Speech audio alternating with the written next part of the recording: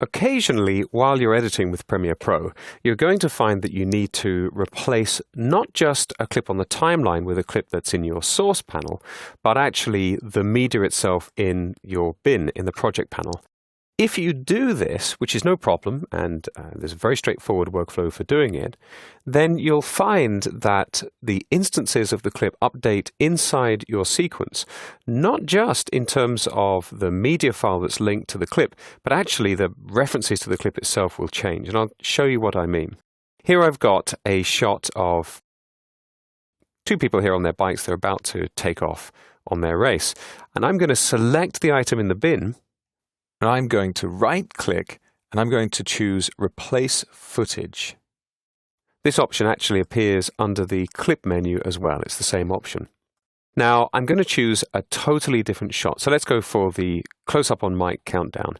And I'm going to click Select, and that's it. It's done. I've now got that shot instead in place on the timeline, and that shot in my bin. In fact, all references to the original shot have now gone. Pretty scary stuff. You'll also notice that I've got these diagonal lines over the end of the clip on the timeline, and that's because the clip segment that I had before was actually longer than the media I have for this close-up of Mike's shot. So it means that I've got a bit off the end that just isn't there. There's just nothing there to use. Look out for these lines when you're working on the timeline, especially if you're working with media formats where you've got an incoming stream. PremiereProCS6 has a partial ingest option, and it can continue checking to see if files are continuing to arrive. If you're working in a newsroom environment, you'll be very glad the feature's there, but just so you know, it'll update and the duration of the original media will change. This example works out pretty well, but if I right-click and choose Replace Footage again, and this time I'm going to go into, let's have a look now, I've got a red clip here, which is a completely different format. You'll notice that it just isn't visible at all.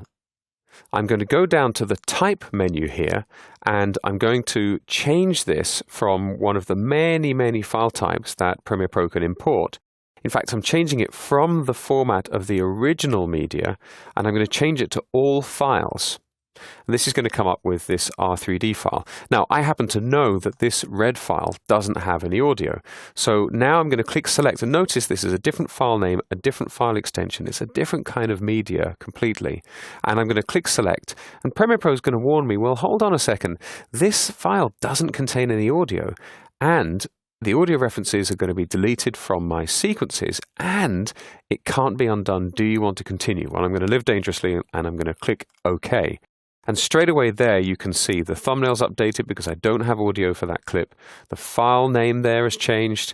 The clip reference has changed on the timeline, and now I really am looking at a red clip. If I right-click again and choose Replace Footage, go back into my mountain race media, change the file type back to all files, go back to this start race shot and click Select. There we go. I'm back to that shot, but I still don't have the audio because I've got a distinct instance of this shot on the timeline. There are not that many instances where you're going to need to replace footage in this way, and you can't do it with a batch of clips. If I lasso and right-click, you can see I just don't have the option to do it. Sometimes you'll be given perhaps a very low resolution media to work with as a temporary solution, and then you'll be given the high resolution media later on. Perhaps somebody will use an FTP server to give you the low res content, and then you'll go and you'll get a hard drive maybe in the post with the high res content. And that just means you get a head start on your editing.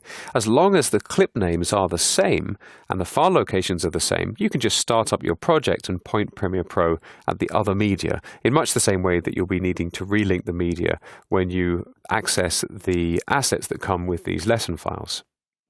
This replace footage option is more for a situation where, for example, somebody gives you a temporary file to use as a mock-up of an animation maybe, or an opening title sequence.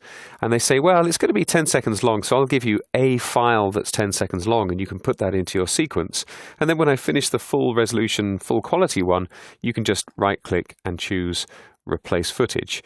One thing to be aware of is that Replace Footage is a great way of forcing Premiere Pro to use a completely different format, which you can't do if you just want to relink your media. If you want to change the format completely, don't forget to choose all files in this type menu, and then you can browse to anything you like and reconnect it in the bin. So that's replacing footage for clips in the bin in the project panel in Premiere Pro CS6.